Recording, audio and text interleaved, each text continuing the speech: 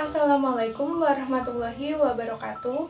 Halo teman-teman, perkenalkan nama saya Isvan Hitraningrum dari kelas 2C, nomor absen 25, NIM K7120249. Di sini saya akan menjelaskan mengenai wawasan Nusantara. Apa itu wawasan Nusantara? Wawasan berasal dari kata wawas dalam bahasa Jawa yang bermakna sebagai tinjauan, pandangan, dan penglihatan indrawi. Jadi, wawasan adalah tinjauan, pandangan, dan penglihatan indrawi. Wawasan berarti pula cara melihat dan cara pandang. Sedangkan Nusantara berasal dari kata nusa dan antara. Nusa artinya pulau atau kesatuan kepulauan, dan antara bermakna menunjukkan letak antara dua unsur atau diapit di antara dua hal. Jadi, Nusantara adalah kesatuan kepulauan yang berposisi di antara dua benua, yaitu benua Australia dan Asia, serta dua samudra, yaitu Samudra Pasifik dan Hindia. Berdasarkan pemahaman kontemporer, kata Nusantara digunakan sebagai penyebutan lain dari nama Indonesia. Menurut Lemhanas pada tahun 1999, wawasan Nusantara adalah cara pandang dan sikap bangsa Indonesia mengenai diri dan lingkungannya yang beragam dan bernilai strategis dengan mengutamakan persatuan serta kesatuan wilayah dalam menyelenggarakan kehidupan masyarakat, berbangsa, dan bernegara untuk mencapai tujuan nasional. Kemudian, faktor-faktor yang mempengaruhi wawasan Nusantara. Ada faktor geografi dan faktor geostrategi. Faktor geografi yang pertama ada asas kepulauan atau asas archipelago, mengandung pengertian bahwa pulau-pulau tersebut selalu dalam kesatuan utuh, sementara tempat unsur perairan atau lautan antara pulau-pulau berfungsi sebagai unsur penghubung dan bukan unsur pemisah. Yang kedua ada Kepulauan Indonesia. Bagian wilayah Indische Archipel yang dikuasai Belanda dinamakan Netherlands Ostindische Archipelago. Itulah wilayah jajahan Belanda yang kemudian menjadi wilayah negara Republik Indonesia. Sebagai sebutan untuk kepulauan ini sudah banyak nama yang dipakai, yaitu Hindia Timur, Insulit, Nusantara, Indonesia, dan Hindia Belanda. Ketiga, ada konsepsi tentang wilayah Indonesia. Dalam perkembangan hukum laut internasional dikenal beberapa konsepsi mengenai pemilikan dan penggunaan wilayah laut.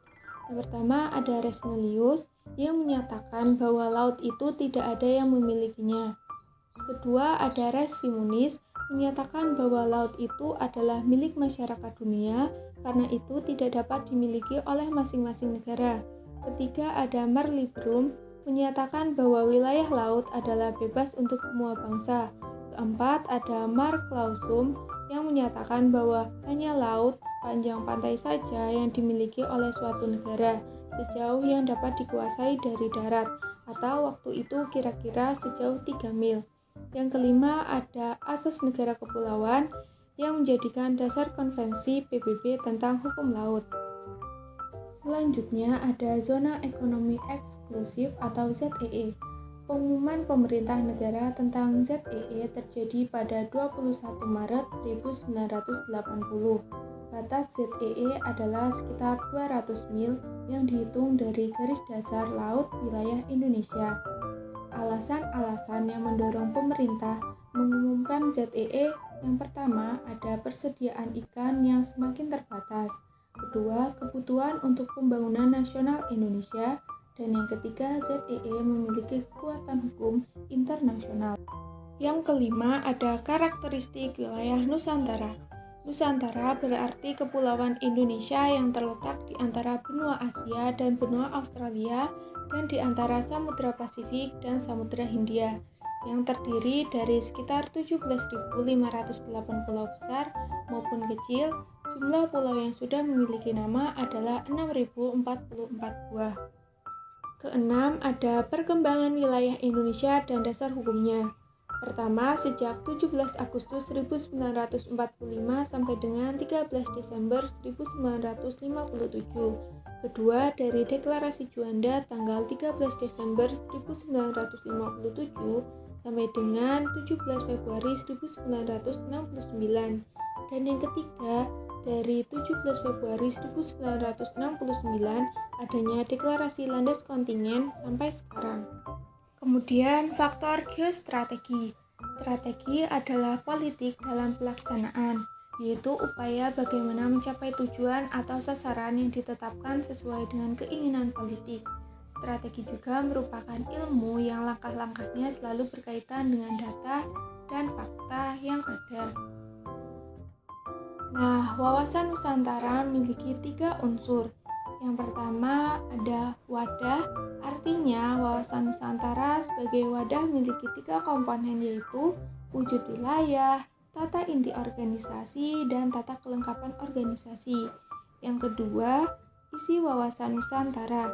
Artinya, wawasan Nusantara tercermin dalam perspektif kehidupan manusia Indonesia dan eksistensinya meliputi cita-cita bangsa dan asas manunggal yang terpadu. Ketiga, tata laku wawasan Nusantara. Tata laku wawasan Nusantara ini mencakup 2 segi, yaitu batiniah dan lahiriah. Selanjutnya, kedudukan wawasan Nusantara. Posisi paling atas ada Pancasila dan pembukaan Undang-Undang Dasar 1945 sebagai landasan ideal. Kedua, ada Undang-Undang Dasar 1945 sebagai landasan konstitusional. Ketiga, ada wawasan Nusantara sebagai landasan visional. Keempat, ada ketahanan nasional sebagai landasan konsepsional. Dan yang terakhir, ada dokumen rencana pembangunan sebagai landasan operasional. Asas wawasan Nusantara. Sebelumnya kita pahami dulu arti dari asas wawasan Nusantara. Asas wawasan Nusantara adalah ketentuan atau kaidah dasar yang harus dipatuhi, ditaati, dipelihara, dan diciptakan demi tetap taat dan setianya komponen pembentuk bangsa Indonesia terhadap kesepakatan bersama. Terdapat 6 asas wawasan Nusantara. Yang pertama, kepentingan yang sama. Artinya, ketika masih dijajah oleh pihak Belanda, kepentingan bersama bangsa Indonesia adalah menghadapi para penjajah demi memperoleh kemerdekaan dan kebebasan. Namun, untuk saat ini, bangsa Indonesia tidak lagi menghadapi penjajahan fisik. Masalah yang dihadapi saat ini lebih mengarah pada adu domba untuk memecah belah bangsa. Meskipun bentuk masalahnya berbeda, kepentingan bangsa Indonesia tetap sama, yaitu berusaha mengatasi masalah tersebut demi memperoleh rasa aman dan menjaga keutuhan bangsa Indonesia. Yang kedua, keadilan.